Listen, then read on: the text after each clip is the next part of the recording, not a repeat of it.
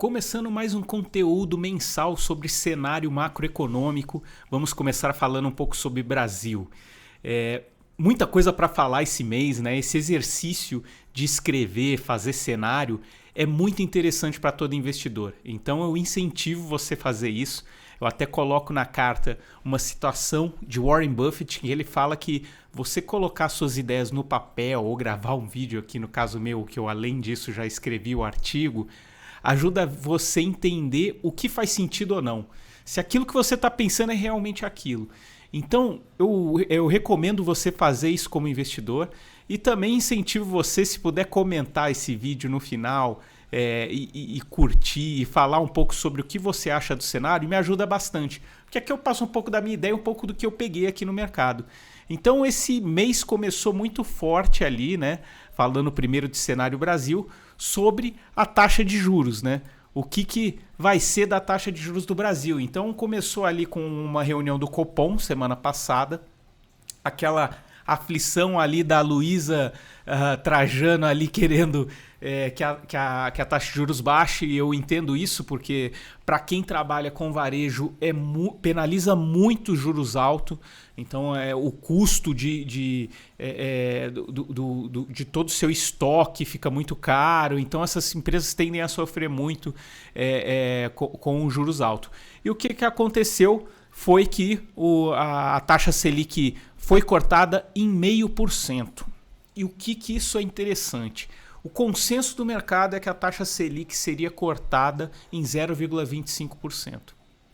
Como ela foi cortada em 0,5%, isso animou um pouco ali todo mundo que estava acompanhando, e o principal foi o tom da carta do pronunciamento, em que eles falaram que eles devem seguir esse ritmo daqui para frente. Então provavelmente a gente tenha mais cortes ali de 0,5%. Já era esperado, tá? Olhando para um longo prazo, olhando uma visão mais, dando um zoom out ali, que ia acontecer isso das taxas de juros cair. O que vai mudar agora é a velocidade, se vai cair mais devagar ou mais rápido. Então essas expectativas que vão se mudar. Os ativos que nós temos no Brasil, seja renda fixa, seja renda variável, eles já estavam precificando essa queda. Então acontece até aquele sobe no boato, cai no fato. Todo mundo esperava que a bolsa ia explodir no dia seguinte. Não, ela ficou ali no 0 a 0, tudo já era meio que esperado, mas no longo prazo a gente tem que ver a gente vai ver essa curva de juros caindo e isso impactando ali na nossa economia. Faz sentido a taxa de juros cair, tá? Do jeito que ela está caindo. Foi uma boa decisão, porque se a gente olhar esses dados de inflação aqui do IPCA, o IPCA ele tem caído bem. Então aqui, olha, anualizado ele caiu para 3,16%, praticamente o centro da meta. Então agora, para não estrangular a nossa economia, faz sentido você começar a baixar, tá, a taxa de juros. Então isso vai ser feito devagar também, não dá para fazer um choque isso muito rápido. E com isso a gente vai ter um impacto em alguns investimentos. Mas o principal é que a taxa Selic é bem clara essa tendência. Eu tenho esse gráfico aqui que é muito interessante, que ele mostra ali ao mesmo tempo a taxa Selic e a inflação. Tá? Então o que isso quer dizer?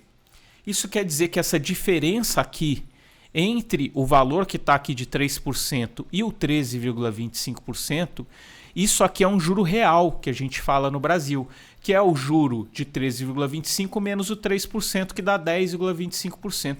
Então hoje a gente está com um juro real ali, tirando a inflação do nosso título Tesouro Selic, altíssimo. Historicamente muito alto. A gente pode ver ali que em 2014, a gente visualmente vê aqui que a diferença não era tão grande. A gente teve um momento ali que a inflação foi mais alta que a taxa de juros, e agora a taxa de juros real muito alta. Então a gente tem esse espaço aqui para a taxa de juros cair. É lógico que a inflação ela vai variar aqui também, ela vai subir um pouco, vai cair um pouco, mas a gente tem muita coisa para ser cortada, e essa tendência parece muito clara aqui para os nossos próximos meses, tá? E o que isso impactou na curva da taxa de juros? Esse aqui é um gráfico do futuro de juros, tá? Do DI futuro. Que isso aqui diz? Diz qual que é a expectativa do mercado para os juros em 2026, que é quando vende esse título, tá? Mês passado, esse título ficou ali, esse título futuro, ficou estável ali em 10% e ele continua estável em 10%. Chegou a cair a 9,5% esse mês, então ele faz um mês que ele está ali parado em 10%. Então, nesses períodos aqui de queda forte que a gente tem, que ocorre uma mudança forte na precificação dos títulos de renda fixa. Então é bom acompanhar essa curva que a gente consegue ver qual que é a expectativa do mercado com relação à taxa de juros. Se ela vai cair mais, vai cair menos. Então ela está um pouco estável ali, então veio meio como esperado, tá? Esse corte na taxa de juros. Tá? Então, o que acontece agora? A gente tem que se preparar para um cenário onde a gente dá adeus àquele 1% ao mês garantido, que é uma coisa que o investidor brasileiro ele tem muito indexado na cabeça dele, que ele investe normalmente em títulos de renda fixa pós-fixado, aí vai desde poupança, CDB, LCI e LCA, e que eles dão um percentual do CDI. Esse percentual do CDI acaba dando próximo de 1%. O que a gente tem que se preparar? O investidor agora tem que se preparar que nos próximos meses, nos próximos trimestres, assim que a gente for cortando a taxa de juros, vai chegar um momento que esse 1% ao mês vai ficar muito difícil na renda fixa. Então, reserva de emergência, sempre bom tá em título pós-fixado, seja o CDB ali de resgate fácil, seja o título Tesouro Selic. Por quê? Porque é muito difícil ele ter deságio na hora de você resgatar. Provavelmente ele é muito um pouco arriscado, ele não tem variações. Agora, se você quer garantir 1% ao mês, você tem que pensar em comprar um título e levar ele até o vencimento. Por quê? Porque os títulos de renda fixa pré-fixado e de inflação, ali a gente tem o título Tesouro pré-fixado, título Tesouro IPCA, CDBs, debêntures que são atrelados IPCA mais uma taxa fixa. Esses títulos eles variam de acordo com a expectativa da taxa de juros. Então, quando a taxa de juros está caindo, esses títulos tendem a ficar apreciados no mercado. Eu tenho um vídeo falando nisso no meu canal do YouTube. Acessa lá se você quer entender, ou se você está vendo no Instagram, um dos vídeos passados eu explico como é que é essa precificação de títulos de juros. Então, a tendência é a taxa de juros cair, então esses títulos vão se apreciar. Mas se acontecer no meio do caminho da taxa de juros também voltar a subir, esses títulos vão ter deságio. Então o melhor é você comprar esse título caso você vá levar até o vencimento. Porque até o vencimento ele vai variar. Se você chegar no vencimento, você vai receber exatamente aquilo que você comprou nesse momento. Então se você quer garantir aquele 12% ao ano, 1% ao mês, você pode pegar ali um título pré-fixado ou de um IPCA+, que você vai estar um pouco mais garantido. Tá? E aí... uma coisa que eu gosto de ressaltar, é mais seguro você partir ou para título tesouro ou títulos bancários, tá? Títulos emitidos por instituições financeiras que são cobertos pelo FGC. Ali até 250 mil. Até aí tranquilo. Debêntures eu já acho que é algo que tem um risco da empresa, então é algo que tem que ser muito melhor analisado. Então você precisa ali de um acompanhamento profissional. A gente teve o caso das lojas americanas aí no começo do ano, que a gente vê que é perigoso mesmo sendo renda fixa. Tá? E além agora da renda fixa, tem outro ativo que eu acho interessante a gente acompanhar, que são os fundos imobiliários. O que acontece com o fundo imobiliário? Assim como a renda fixa pré-fixada, ele tende a subir quando a taxa de juros ela cai. Então aqui a gente tem um momento aqui, tá, que começa em 2019, 2018 ali, que a taxa de juros aqui ela começa a cair. E a gente vê que ao mesmo tempo, esse aqui é o IFIX, que é o índice dos títulos de fundo imobiliário, os fundos imobiliários começam a subir. E agora a gente está muito parecido com esse momento. A gente está vendo a taxa Selic começando a cair, isso aqui é o DI futuro.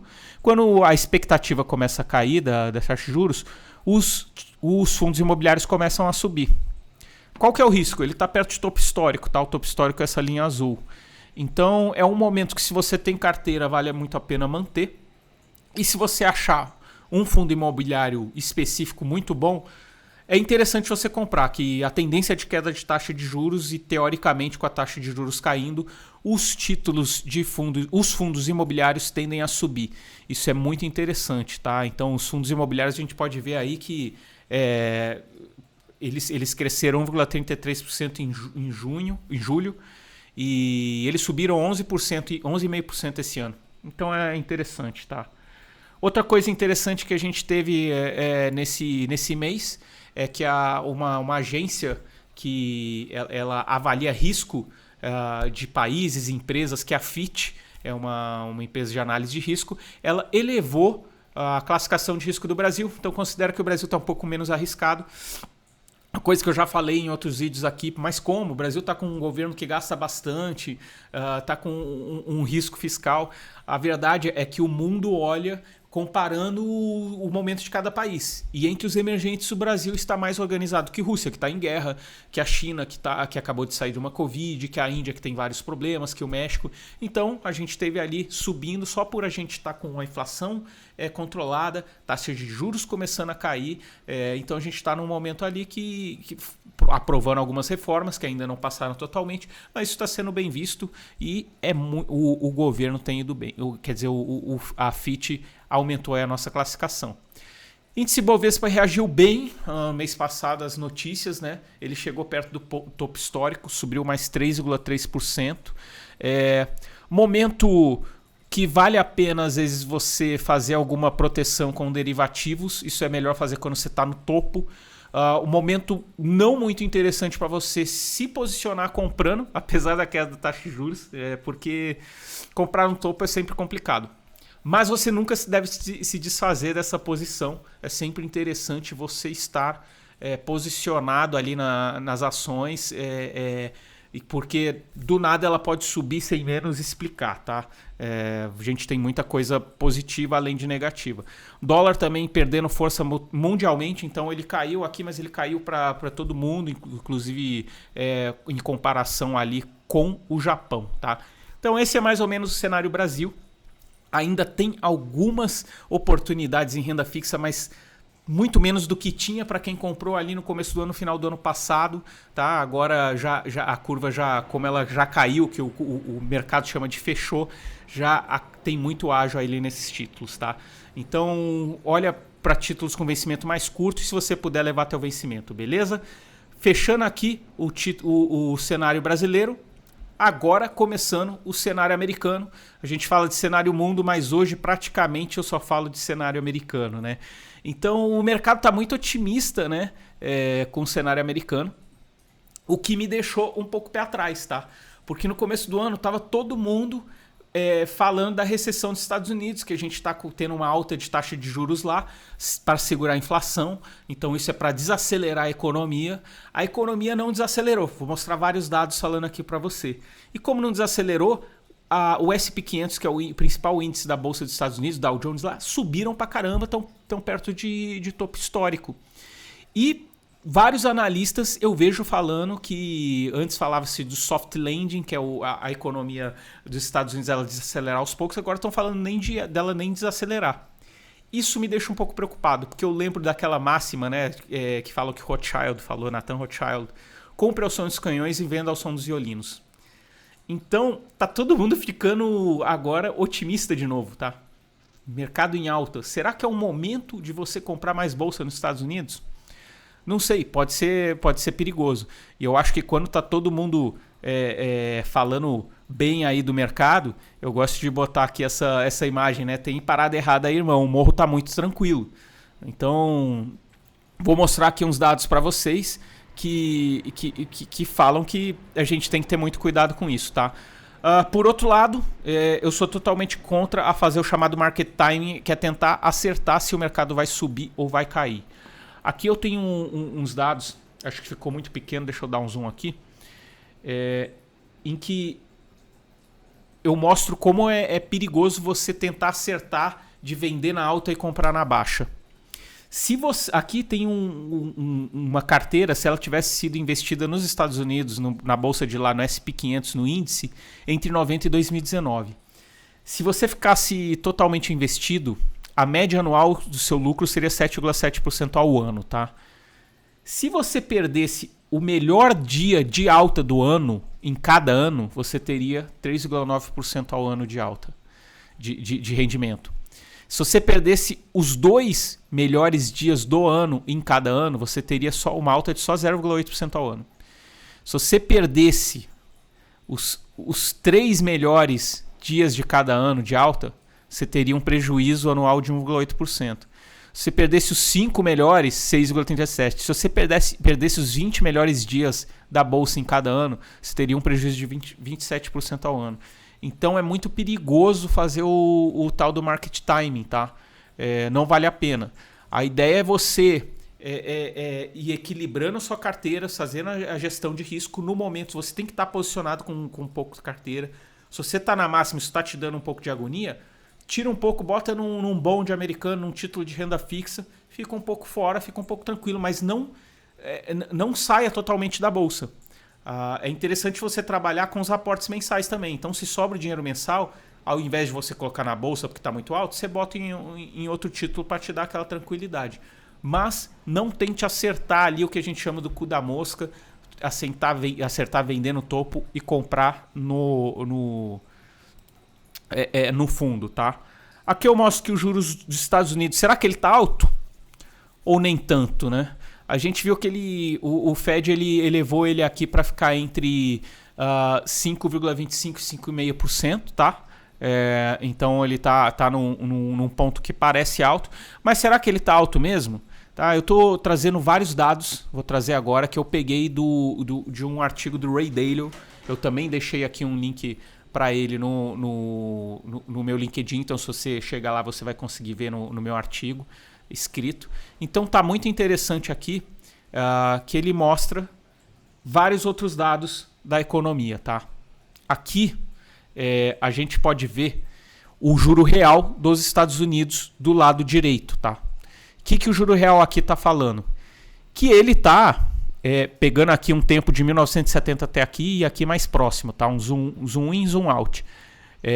Ele está mais ou menos num valor normal aqui para o que é o juros dos Estados Unidos, o juro real. Então ele não está tão alto. Por que isso? Porque a inflação também não cedeu muito lá nos Estados Unidos, tá? Então aqui a gente consegue ver o juro nominal subindo, tá? E aqui a gente consegue ver como ele está ali em níveis menores do que era 70, 80, 90, tá? Só de 2000 para cá que os juros foram tão baixos assim, mesmo nominal. Então, os juros eles estão indo para uma normalidade nova, tá? De 2008 para cá que ocorreu aquele negócio de juros zero, que é uma anormalidade histórica, tá? Então esse é mais ou menos como a gente está normal. Aqui eu boto aqui a inflação, tá, dos Estados Unidos. A inflação ela está em 3%. Ela já cedeu, ó como ela caiu aqui, dá para ver a curvinha. E ela está próxima ali do que estava ali em 2018. Então ela tende a ficar também um pouco mais alta, tá? Por quê? Porque o que aconteceu nos Estados Unidos foi que durante a Covid o governo dos Estados Unidos, o Banco Central, começou a comprar muitos títulos de renda fixa que estavam com problemas e injetar dinheiro na economia sim. As pessoas com mais economia elas iam aquecer a economia. Mas em 2020, aqui, essa linha azul, eles mostram o quanto que o governo injetou de dinheiro na economia. E em vermelho, o quanto que foi o gasto das pessoas durante a pandemia. Então as pessoas acabaram ganhando muito dinheiro, as empresas, e normalmente esse dinheiro não vai para quem precisa mais, tá? Esse é um problema, tá? Não vou me aprofundar, mas é o que acontece. Então as pessoas não gastaram e guardaram dinheiro. Então esse dinheiro ficou guardado aqui, então isso aqui é o tanto que está guardado de dinheiro das pessoas. E as pessoas, mesmo com a taxa de juros subindo nos Estados Unidos, elas continuaram gastando. Então por isso que está tendo esse momento que mesmo com a taxa de juros alta ainda não veio recessão. As pessoas estão guardando poupança delas, tá? Então é isso o que tem acontecido. E o que é mais interessante, as empresas também tinham ali... elas tinham também ali alguns valores guardados, tá? Elas tinham alguns valores ali como poupança, tá? Outra coisa interessante, o nível de desemprego nos Estados Unidos está numa mínima histórica, tá? Está num dos pontos menores que já tiveram de desemprego. Então está praticamente em pleno emprego a economia dos Estados Unidos. E aí vem outro outra preocupação minha com relação a ter muito pouco desemprego nos Estados Unidos. Aqui esses dados eles mostram que quando o desemprego é menor que 5% e agora está em 4%, tá? O índice dos Estados Unidos tende a subir só 3,9% no ano. Quando ele está acima de 9%, a 24,5%. Por que acontece? O governo ele vai tender dos Estados Unidos a aumentar mais a taxa de juros. Por quê? Porque está em pleno emprego, a inflação, isso acaba pressionando a inflação mais para cima e ele está querendo desacelerar a economia lá. Então, não combina muito bem pleno emprego com o S&P 500 subindo. Isso é interessante, que é um dado meio contrário assim, do que a gente imagina. Então, esse é um dado que a gente tem que ter um pouco de medo ali do mercado dos Estados Unidos, tá? Olhando o ciclo econômico, tá? Agora eu vou voltar um pouco do Ray Dalio fala, tá?